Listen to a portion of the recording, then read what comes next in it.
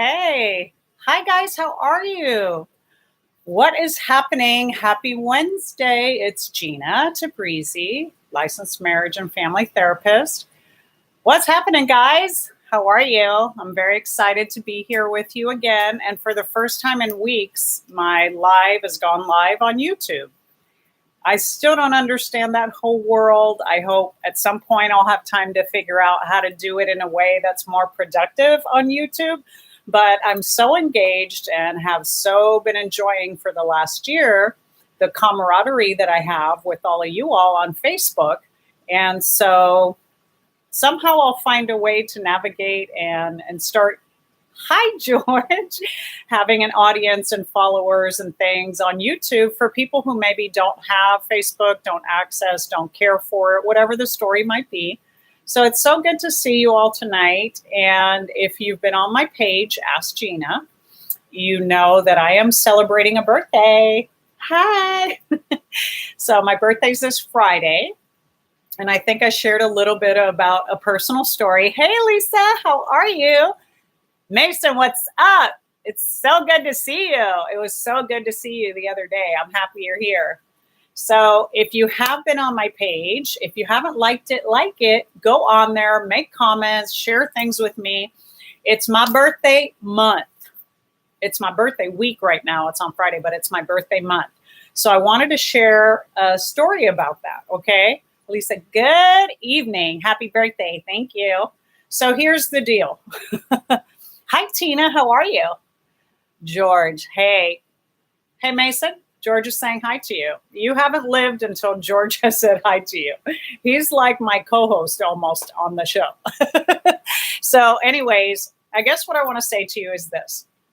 When I was very young, I had a birthday. Actually, it was my 18th birthday, and I had huge Hi, Kenneth. How are you? Thank you, Tina. I had huge expectations about this birthday. Okay. Hey, Mitchell, what's up? So just jump in here. I'm already storytelling. You know how I am. Thank you, Linda. Thank you guys so much. So listen, when I was 18, huge expectations. 18 is a big birthday. Back then, it was legal. You became a legal voter, a legal drinker, everything was legal, whatever. As an 18-year-old, it's a big deal. Now it's 21, right? Hi, Julie. So happy you're here with me. Thank you, George. So I had this huge expectation that my parents would throw a blowout party for me, or my friends would, or somebody would think about it. It was a weird coincidence. I had graduated from high school. I was on my way to college. I was kind of in transition. And so some friends had moved away. Family, I think, was preoccupied with other things at the time. And so everybody forgot my birthday. That's exactly what happened. So the reason that say hi to each other, I love it. Give each other love and support. The reason the topic for tonight is birthday blues and how to manage your expectations, because this is something I had to learn to do a very long time ago. I was so hurt. I was devastated. Nobody had remembered or even noticed. I called a cousin of mine and said, hey, it's my 18th birthday. I have no plans. I have nothing to do. Nobody set anything up. Do you want to go to the movies with me? At least it was something. I mean, it's not that exciting, but it was something. Get out of the house. And when I do this, I will never forget this. And it was like my cousin Myrna, who's one of my closest cousins, but at that time, my closest. And we went to see a movie called Cat, or The Cat, or it wasn't Catwoman, but it was a woman that had some weird relationship or was obsessed by cats. I have no idea what the deal was, but I got to tell you, it is the worst movie I've ever seen in my life. So look it up. I haven't looked it up since I was 18. So we're talking like 40 years ago now. Let me see what everybody's saying. Elisa said that's really sad. It was. I'm sorry I'm giggling. I just find it so funny right now, how ironic that I was already sad and then I go see this lousy movie. Hey, Chris, how are you? I followed your lead and started planning birthday. Yes, I love it. So listen, my 18th birthday sucked. I went to see this shitty movie. My cousin, I had to call her and tell her to go with me. She hadn't even remembered. I got no gifts. I don't know what happened, okay? But it was a suck birthday. So from that point on, I swore to myself, I am never going to have this bad of an experience again on my birthday. So I got to manage my expectations. So I thought, this is a great topic, you guys. It's just not about birthdays. It's about the expectations that we have of other people, how they should treat us, how they should show up for us, how they should provide for us, how they should know us, how they should somehow read our minds and be psychic and know exactly what we need or want. Well, I had that expectation for my 18th birthday. So moving forward from that point on, I vowed to always organize my own birthday celebrations. So it started off as a birthday, and I did that for many, many, many, many, many years. And through a decade or so, hello, hi, Richard, Cat People, filmed in New Orleans. There you go. Richard, it was the worst movie I've ever seen in my life. Hi, David, Laura, how are you? Good topic for me today. I am so glad, Elisa, because I'm talking about it like it's my birthday and it's all about me, whatever. It's because I want you to know my unrealistic expectations of how other people were supposed to show up for me. I need water. I've been talking all day on the job, so I'm like, so my unrealistic expectations caused great disappointment and hurt and sorrow. I was so angry. I was angry that people forgot. And I went into the woe is me. Nobody cares about me. I don't matter. I'm not important. If I was, they all would have put on their calendar back in the day when we didn't have cell phones and reminders and alarms. They just would have magically remembered that it was my birthday and it was important. Mitchell, yep, Cat People. I bet it was really bad. It was terrible. It was awful. Hi, Fran. So here's the deal, you guys. Here's an example of particularly a birthday, a celebration of some sort. It could be Thanksgiving. It could be Christmas. We talked about last week. We began to talk about and got a little sidetracked, but we began to talk about your expectations of going into the holidays, okay? Our expectations lay the groundwork for how things are going to go. If we expect people to know what we want, know what we need, show up exactly the way that we need them to in our lives, we are going to be sorely, sorely, sorely disappointed over and over again. Okay? Do you agree with that? Don't you? I saw a lot of hearts and thumbs going up. Hey, Kelly, how are you? So here's the deal. You need to express what it is that you need and what it is that you want. No one is a mind reader. Some of us are a little bit more intuitive and more sensitive. Hey, Fareed's watching. Hi, Fareed. How are you? Fareed. Well, there you go. You read my mind, honey. See, I was saying nobody's a mind reader, but Fareed is. I was just going to tell him, please throw up the little tagline that I'm a licensed therapist, but I'm just pretending to be one on TV right now. So I am not acting as a therapist. This isn't a professional relationship. Nobody has signed a consent for me to treat them as a patient or as a client. So therefore, I'm just sharing my experience, strength, and hope and faith and courage and support and inspiration, and hoping that this guides you to continue to dig deep, improve yourself, improve the quality of your life, seek help where you need it. All right? Kelly, what you got, girl? I'm hanging in there. Don't know what I'm going to do for the holidays. My daughter and I are not talking still. Okay, so see?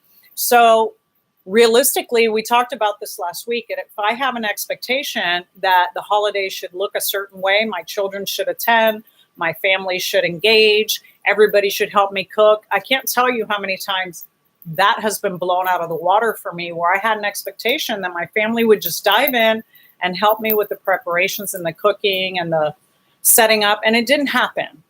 So how do you manage your expectations? How do you decide what it is that you really need versus what it is that you want? I want everybody to help. I want everybody to pitch in. My family isn't that interested in cooking and celebrating. So how am I going to manage that? How am I going to be okay with that? Well, hi there, Ian. I'm waving right back at you. So I started this talking about birthdays, right? On your birthdays, it should be all about you. It is your birthday. So that's your day. You should have people focused on you, celebrating your life. You should celebrate your life. But truth be told, if you don't tell people, you know what, I want to be with my friends, I want to be with my family, I want to go out to have a great dinner, I want us to go roller skating, I want to go to Disneyland or Disney World or whatever. If you never voice that and you go, it's my birthday and everybody's going to take care of me and show up with presents and gifts and celebration, and they don't, you're going to be so heartbroken, right? You just keep doing what you're doing. All right, Greta. Thank you. And that's so true. Just keep doing what you're doing. So share with, when you need something, you need to express it. You need to communicate to people. If you say, I need you to help me at home, I'm feeling overwhelmed, I can't manage all the chores anymore. If it's at work and it's a coworker, and say, look, I need your help. I can't manage the workload. It's too much. We're supposed to be doing this together. Can you please take part of the workload for me? Can we negotiate what that looks like? If it's your children, look, you're not following through with the things I've asked you at home to do with chores, and I can't manage it all by myself. So your responsibility to decrease those expectations is to communicate what it is that you need, you guys. All right, Ian, what about false expectations? You just keep, okay, Ian, well, false expectations that you have or that they have about you. That I need to know, differentiate, okay? So my false expectations is, yeah, I'm being unrealistic. I expect my family to feel about the holidays the way that I do. I want the pomp, the circumstance. I want the beautiful table. I want the decorations.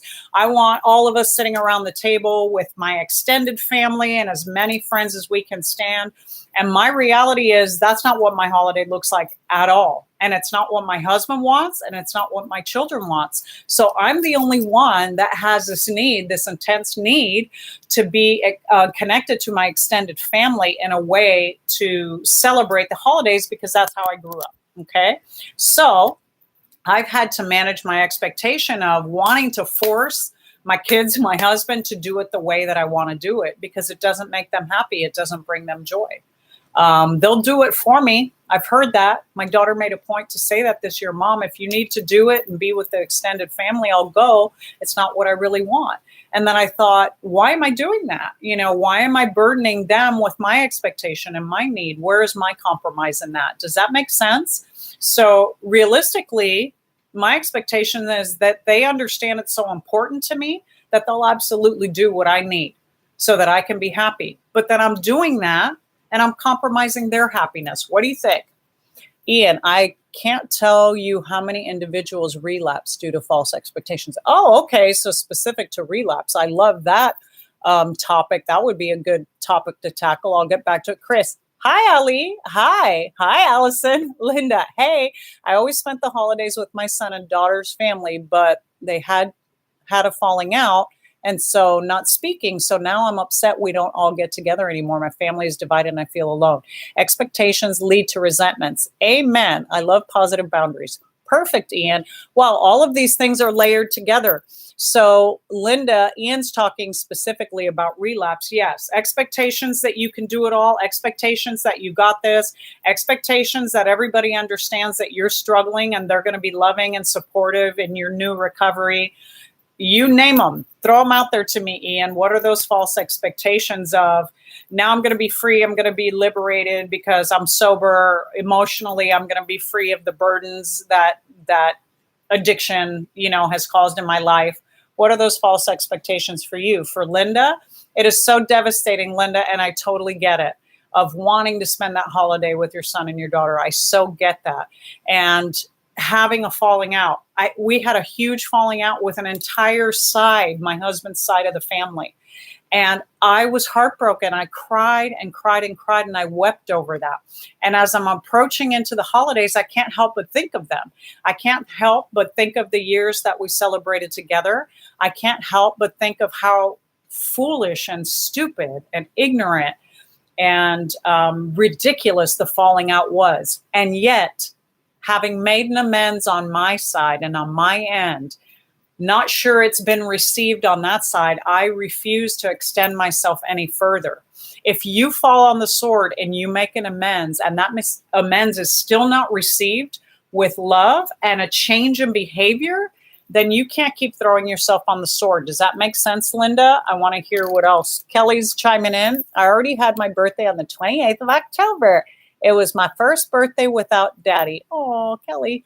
And it'll be my first Thanksgiving and Christmas without him, and I miss him so much. It's like I don't even want to celebrate the holidays. Ian, amen. Thanks, Ian, for giving me the amens. That means I was hitting some targets for you. Good. Allie, meet Gina. Gina, hey, Allie. Thank you for bringing a friend, Chris. I love it. So tell me if that made sense, Linda, and if you related to what I was sharing to you about that and feeling divided in the family. It broke my heart. But I am no longer willing to sit in the grief and the pain and the loneliness because they won't accept my apology. They won't accept my amends. And they refuse to see me for the person that I am, which is flawed and human, just like them. So if you're going to sit in judgment of me, then I'm not going to show up to take that kind of a beating, if that makes sense. All right? Okay. I love it. Sometimes I can read and sometimes I can't. Linda, yes, thank you. I feel exactly like you did. Oh my God, thank you. First are the worst. So Kelly and missing your daddy, I share that so greatly with you. Oh my God, I had to pause and reflect for a minute. So this will be my second year. And I want to tell you it gets better. I want to tell you it becomes tolerable, not that it gets better. About a month ago, I started grieving about going into the holidays again without my father. I completely understand, especially if you had a loving relationship. And that was, I like to tell people, he was my person, which means he meant everything to me. When I was scared, I went to him. When I felt down and insecure and not good enough, he gave me those words. So I was blessed to have that relationship with my father, but it wasn't throughout the entire course of my life. It was probably from my young adulthood until his death that we had this new relationship where I could really count on him and lean on him and feel his love and support. It's devastating to lose that. And here's the thing, what I mentioned earlier, why I have the expectation to push my family to go be with the extended family, because a part of me doesn't want to sit at the table at my house and look at his empty seat. That's so much grief that I still have, even though I've been grieving for 2 years. When we get at that dinner table together, I am so painfully aware that that seat is absent. I so get it, Kelly. But you have to think, what did Dad want for me? My dad would be devastated to hear me not celebrate Thanksgiving, to minimize it in any way, to not honor him in some way and acknowledge what a big part of our lives, of our Thanksgiving, of our gratitude that he is. So your dad feels the same way, Kelly. If you don't celebrate, it's like part of him dies. You have to keep him alive with you. You have to do the ceremony and the ritual and the things that your dad added to Thanksgiving and added to Christmas. What did he do? My dad dressed up as Santa, even till, wow, deep into my adulthood, he was still dressing up as Santa for the grandkids. And I got to tell you a story about that.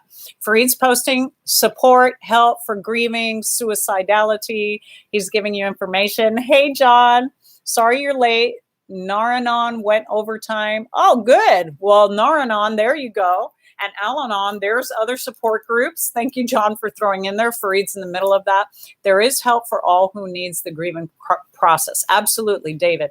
The pain will always be there, but it won't be so raw as we walk down life. I'm sorry for you. Thank you. Thank you for sending love to Linda and support. And Linda, I hope that... I'm sorry, and Kelly, I hope I got so caught up in all these things Fareed is writing up here and I'm trying to see them. Kelly, I apologize. I hope that helped you in some way to understand by me sharing the grief about my dad. But the thing is as you celebrate, you honor them. Think about the things that they did that were special to you, that stayed with you. Look, a lot of us listening to this and having this conversation together, and more of you chime in because I want to hear from you. You didn't have that great childhood. You didn't have that great relationship with that parent. You didn't have the love. You didn't have the support. It was shitty. The holidays were scary. The holidays brought out alcohol and drinking and abuse and the nasty uncle who, rubbed up on you the wrong way. I mean, there's that whole other picture for a lot of you. So those of you who are sitting in that are going, thank God they're not here anymore to show up for my holidays and ruin them for me. But truth be told, you still have grief. You're grieving the years that you never had the joy of being in a loving and supportive family. And so the holidays are something sometimes very frightening or tenuous. Like, I'm not sure what to do, and I'm not sure how to celebrate or show up for the holidays because they remind me of things that are painful. So I want to acknowledge those people as well. Okay, Kelly's, you can still celebrate with this memory and make him part of the holidays. Sorry for your loss. I love that. I agree with that wholeheartedly, Mitchell. Find a way to honor him that day. And as I started to tell you the story about my dad and his empty seat, I mean, the first year it was like so painful to look at the chair where he sat and see that he wasn't in it. And so as I'm approaching this year, what I start to think about is I think, it's really funny that my dad was chosen to be Santa because he had a very intense Cuban accent. And I've done it with you guys, and I'm going to do it tonight because it's hilarious. Let me read this comments. Only you have the power to let someone steal your peace. Amen, Ian. That's so beautifully said, Kelly. Yes, it does help. Thank you. You are a blessing. And so are you. And I'm so glad that you came on here, and I'm so glad that helped you. And Fareed saying hi to you, Elise and Mitchell. I miss my dad terribly. Every day I strive to be half the man and father he was. That is so beautiful. That is so the way to keep your dad here with you. The first anniversary of my mom's death is November 29th. Topic this evening. Wow, John. We started talking about birthday blues and managing expectations. We got into holiday blues and managing expectations, about dysfunctional family, which led to us talking about family members who are lost or passed on, and you're heading into the holidays with sorrow and trying to face them. So now we're a little bit talking about holiday blues, John. So all of it's being covered. Hey, Terry, so good for you to join us. So here, let me go back to the story. And the story is this. Dad would play Santa every year. Well, we don't have somebody really in that role yet. My brother's done it. I've had a cousin who did it. So all the kids are grown now. We don't have little kids in the family, although some have started to be birthed and some are going to be added in, which is amazing. But why was my dad chosen as Santa when he had the thickest Cuban accent ever? So my dad, he would talk like this and be, oh, ho, ho, ho, hey, Merry Christmas, everybody. I'm here to give you the toys, and I'm hoping that you're going to like it very much. So it's like when Dad played Santa, everybody knew it was my dad. They knew it wasn't Santa. So it kind of blew the whole thing for the kids. But for us, it was hysterical. And we loved how he would just get in the spirit of it. And the funniest thing about my dad is that he would just laugh. He would laugh at himself, and he would help us to laugh at ourselves. So think about ways as you're entering the holiday and things are so stressful and you're concerned about the perfect table, the perfect gift, the perfect setting, the perfect people, and just laugh at yourself about it and realize that, none of that matters. All that matters is that you feel okay with who you are and what you're doing in the moment, that you love and celebrate who is with you, who's in front of you, that you share your love with the people around you, whoever they are, whoever's still present in your life. Be so grateful that you still have them. Celebrate those people. When you feel the loss of a loved one is the time to celebrate the joy of the ones that are still with you, right? Does that make sense? I hope you all heard that. Oh, hey, Diana, it's so good to see you. I'm so glad you're here, honey. That warms my heart. Everybody say hi to Diana. If you were on here last week, I spent a lot of time talking to her, so y'all are familiar. So I'm so proud of you for making the decisions that you have, and I'm so glad that you stayed in contact with me through that. That's amazing. Hi, Mary Wilson. So what do you guys think? We're talking about sadness over the holidays, sadness over loss, managing birthday expectations, because I had a lot. I told you my story about being 18 and being terribly disappointed. I've now talked to you about losing half of my family on my husband's side and the disappointment and hurt of that. I've talked to you about making amends. And when those amends are not well received or received at all, it's time for you to walk on and move on. Don't let other people's expectations either of you, okay? Don't let their expectations of you bog you down and limit you in moving on with your life. Because if you give an amends with the full sincerity of your heart and it is not accepted or well received, then you're done. Because who is another human being to judge you? Who are they? Have they walked in your shoes? Are they not also human? You know, they're not God. They're not the divine. They're not perfection. They are not nirvana. So if people won't accept your amends, the family members that you're not talking to, that you're thinking about, that are going to show up at your dinner table or not, because they're still holding a resentment towards you, you need to move past them. You need to move beyond them because they're limiting your ability to love. They're limiting your ability to open your heart and allow other people to come into your circle, to come into your unity, to come into your graceful, beautiful celebration of whatever holiday you're celebrating, okay? It's opening the door, and just because someone's not your blood doesn't not mean they're not your family, because sometimes your family of choice is the strongest, best family that you'll ever have. You guys get that? Ian, don't get blown up by someone else's hand grenades. Oh, I love it, Ian. That's a great expression. Diana, Elisa, John, Mitchell, everybody's saying hi. So glad you're here. They're sending their love. That's their issue, not yours. Amen, Ian. John, maybe you should be Santa with the accent. I should. Happy to see you, Diana. Yeah, why not? If Dad could pull it off, then I could pull it off. I could be the skinny female version, Cuban version of Santa. So I love it. All right. So, hey, I think I missed Debbie. Hi, Debbie. I just saw you on here. I didn't mean to miss you. Elisa, my tribe of recovery peeps are my family. And Fran, happy to see you, Diana. Beautiful. I'm glad that you're sending her love and each other love. And Mitchell, wow, direct question. He wants to know how you're doing tonight, Diana. So feel free to disclose that if you wish. And I'm hoping you're doing better than you were last week. And if you're not, that's okay. You're probably still, you're going through it, girl, whatever it is. And however it is, you're going through it. And one day at a time, and being here and getting support is one way to do it. So we talked about managing expectations. Do you feel like you got that and you learned that? Do you feel like you could do it different? Please know that the most important thing is that you show up with love, gratitude, and compassion and kindness. If other people can't give that to you, don't hold yourself hostage. Let yourself know, I can forgive, I can let go. If this family member doesn't like me, doesn't believe in me, doesn't want to support me, that's all right. They can stay entitled to their opinion, but I'm going to stop begging. I'm going to stop begging for love. I'm going to stop begging for validation. I'm going to stop begging for acceptance, because I need to give those things to myself so that my heart doesn't keep breaking.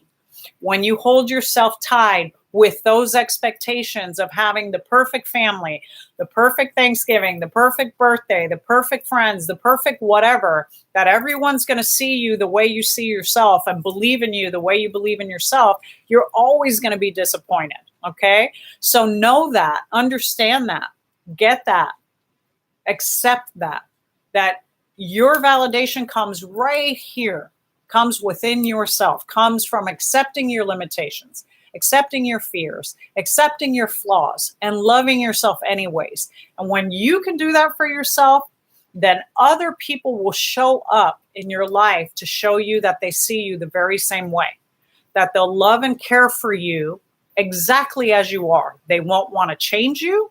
They won't want to reinvent you or manage you or control you in any way. Because people that are doing that, that's not love.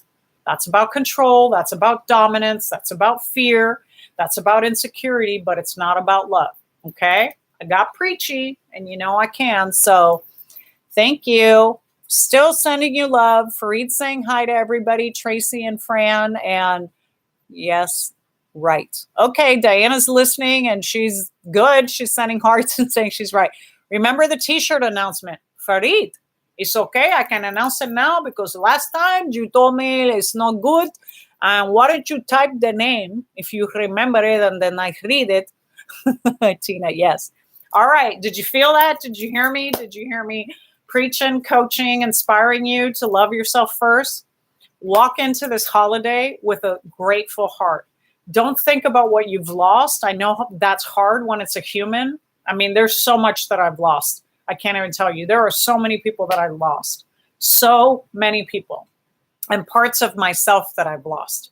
So walk into this holiday with a grateful heart and say to yourself, I am going to do everything through this week of celebration of Thanksgiving, through the month of celebration into the Christmas holiday, to be grateful for what I do have, not what's missing, not what's lacking, not what's not working. I'm just going to look at what I do have and be grateful. Thank God for my health if I have that. Thank God for a loving, supportive spouse if I have that.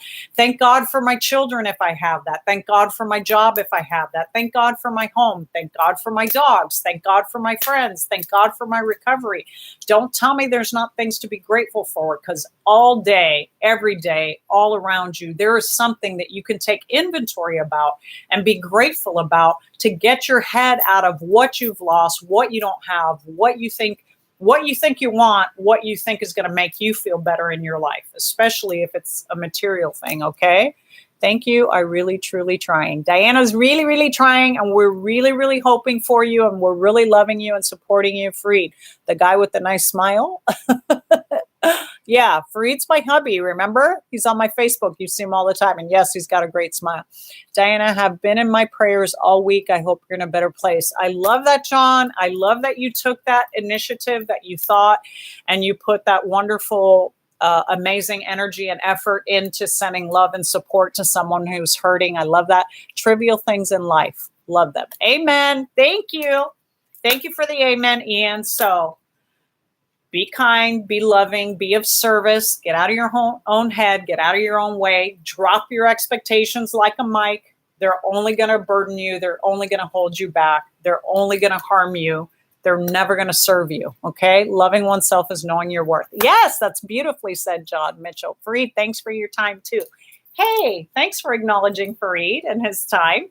Thank you. He does do that, and he's being of service to y'all and to me by being on here and sending support and links and messages. And I love it. I'm perfectly flawed. Me too. I say that all the time. So, I think I semi-announced it last week, and he is not on here. And he just messengered me today on my page. So I think it's the time change because he's in India. So Sublemol, Banjani.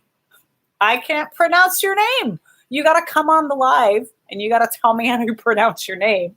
Okay. Our winner for the t-shirt contest. It's an Ask Gina t-shirt. I haven't worn it in a long time. It's been like 5 months ago, I think 6 months ago when we first announced that we were going to give one away, and he got it. And it's so cool. And I'm so excited for him. So thank you, Ian, Gina, for all that you do. Happy holidays. Thank you to you too. So you guys, next time I'll see you, it'll be the night before Thanksgiving. I think we should probably talk about gratitude and loss, or loss and gratitude. I don't know. Send me a topic that you want to talk about the night before Thanksgiving to prep for that. I think managing our expectations, being of service, and being grateful is a great way to lead into, thank you, John, is a great way to lead into next week's, a week of 2 weeks from now, a week of being giving and being grateful. Okay. Look, Fareed wrote it finally. No, you misspelled it, honey. Sublimal, you won the Ask Gina t-shirt. PM me for your address and size. Sublimal. It's Subimal. That I remember. My shirt size is extra large, Mitchell says. Hey, Stacy. I'm wrapping up, sister. I'm glad I got to see you the other day. And I'm glad, see, when I start talking too much, I start tripping over my own tongue and my own words. Hey, isn't that cool, Subamal one?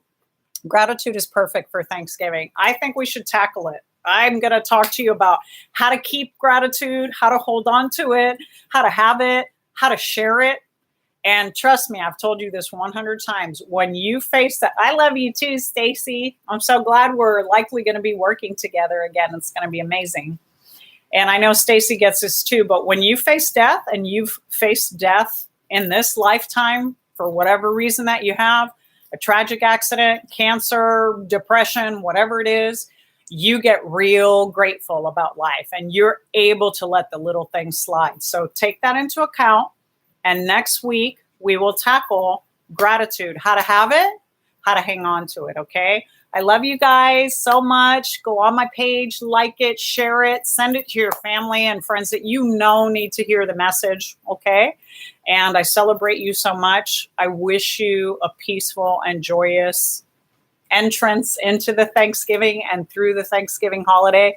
And I'm so glad that I get to see you next week, right before we all celebrate. So glad to see most people seemed happy tonight. Right on. Oh, good. PM us topics you want to hear about. Amen, sister. Okay. Bless you. Thank you for all the love and the hearts. I'll see you next week. Bye, Fareed. I'll see you in a minute. Don't forget. Bye, guys.